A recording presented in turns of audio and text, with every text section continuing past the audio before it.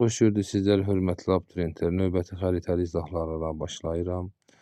Deməli, 32-ci testdə diqqət eləsək, Muğanda Şahsevən tayfasının bir hissəsini ərazinə köçürmüşdür. 1759-cu ildə Dərbənd xanlığını özünə birləşdirmişdir. Biz xəritədə şərti işarələnmiş xanlıqlara biz diqqət eləsək, bura Quba xanlığıdır.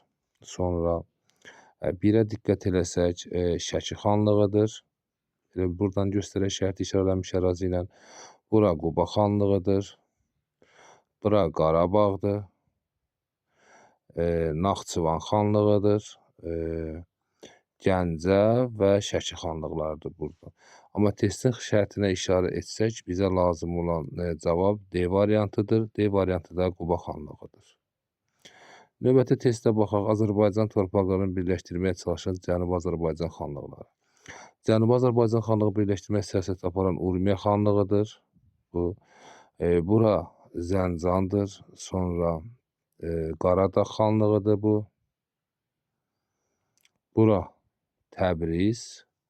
Bura isə deməli biz bura baxaq, Naxçıvanın bölündə nədir? Maku xanlığıdır.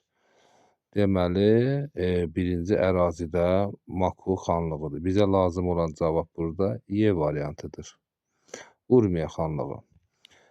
Növbəti testdə diqqət edək, Azərbaycan torpaqlarını birləşdirməyə çalışan Şimali Azərbaycan xanlığı. Bayaq biz bunu qeyd etdik. Bu 5-ci əraziyə düşən ərazi Quba xanlığıdır. Şimal-Şərqi Azərbaycan torpaqlarını birləşdirmişdir. 4 Şamaxıdır. Sonra 3 Şəki xanlığıdır. 2 Naxçıvan və 1 də Maku xanlığıdır. Burada lazım olan cavab E variantıdır.